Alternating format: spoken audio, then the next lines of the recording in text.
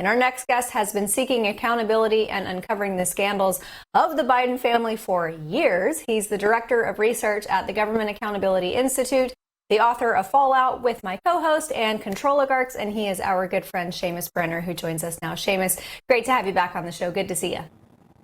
Hey, Amanda. Hey, John. It's great to be with you. Yeah, the wheels of justice turn slowly, but they do turn. Yeah, and I'm going to ask you about that pacing in a few minutes. But, you know, yesterday, obviously with a job like what all of us do, we are never totally unplugged. So yesterday, as I was doing what I was doing, I was getting news alerts that Tony Bobulinski confirmed to the committee that indeed Biden was the brand, Joe Biden, that was the brand, that was the value that Hunter Biden was selling, access to Joe Biden.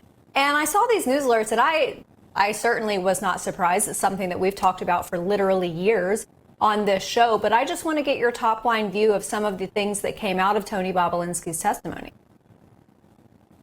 Yeah, sure. I mean, it's become very clear. We've known this for a long time, but Tony has added color and shade to the fact that Hunter Biden had nothing to sell other than Joe. The only thing, the only deliverable, the only product that Hunter had to sell was his father. And that's been proven in a number of ways, especially thanks to Tony, with 10% held by Hunter for the big guy. We know that Joe Biden is the big guy.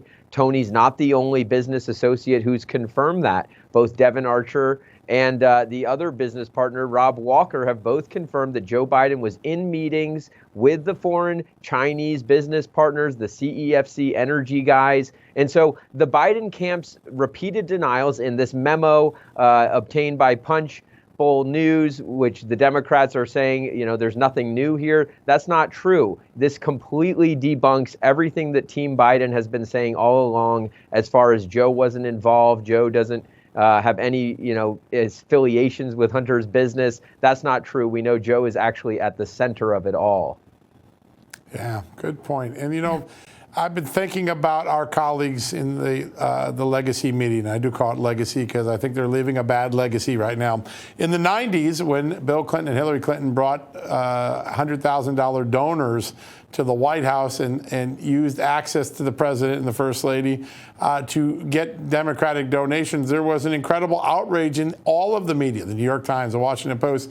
They took it seriously because they understood what it was. It was influence peddling. It was selling access.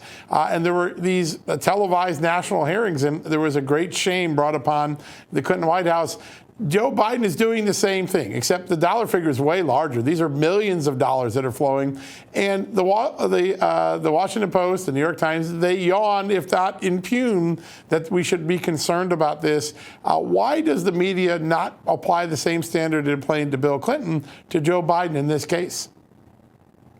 Yeah, it's so true, John. I mean, like the Biden figure, I never thought after the Clinton cash investigation with Peter Schweizer, I never thought that we would like top that with something more scandalous than $500,000 from a Kremlin-backed bank into Bill Clinton's pockets for allegedly speaking fees. I never thought we'd top that. And even before that, like you said, with the Lincoln bedroom and the brokering access to the White House that the Clintons did, nobody thought that that would get topped. And you're right, the legacy, bad legacy media covered that fairly. And so to answer your question, I mean, we actually saw it flip. So the Clinton cash investigations, we had New York Times front page stories. We had Washington Post had front page stories, 60 Minutes, and like all of the legacy media used to cover these stories. It's really, I mean, it's the Donald Trump era. They realized that, oh man, if we need to go all in on Donald Trump. We need to spend all of our time, all of our resources investigating Donald Trump. And if we shine a light on the Democrats, it will actually have a terrible effect, as it did with Hillary Clinton. So I think Clinton's loss, I mean, she was supposed to be Queen Hillary guaranteed. After that Clinton loss, you saw a big turn circa 2016, 2017. And now it's just become a mouthpiece for the Biden administration, repeating every single thing that Biden says credulously, as if he never met with his Hunter's business partners, when we know he met with all of Hunter's major business partners. Yeah. Yeah.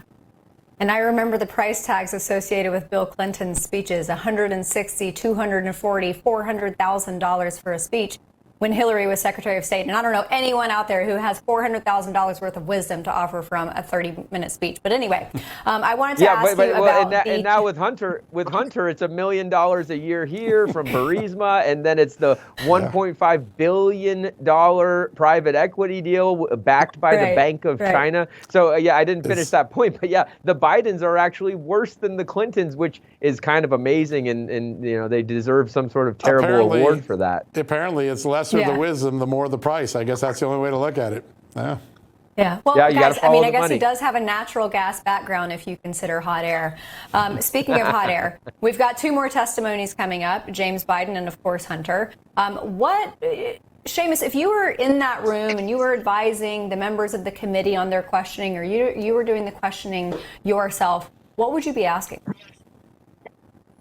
Yeah, well, I'd be asking about Patrick Ho and CEFC. When Patrick Ho was arrested in 2017 and charged and convicted in 2018, we know that his first call from prison after arrest was to James Biden. Why? He was looking for Hunter. And so Hunter had signed a representation legal agreement to represent Patrick Ho, $1 million there. And this is the guy that Hunter Biden calls the effing spy chief of China. Patrick Ho and, of course, his colleague Yi Jianming at CEFC, they have deep and long-standing, abiding ties to the Chinese Communist Party's military and intelligence apparatus. And so why did Patrick Ho call you, James Biden? And do you, James Biden, believe that Patrick Ho was the effing spy chief of China, as Hunter says? What were Patrick Ho's connections to the military and intelligence apparatus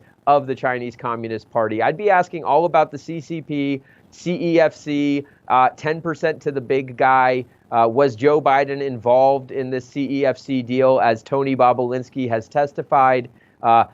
Because to me, I mean, the Ukraine and the Burisma is the case closed, open, shut bribery case, because Joe Biden took official action in exchange for things of value, which were the payments through Hunter. But the thing that's a bigger threat to U.S. national security is the Chinese Communist Party's influence and leverage and compromise over the Biden family.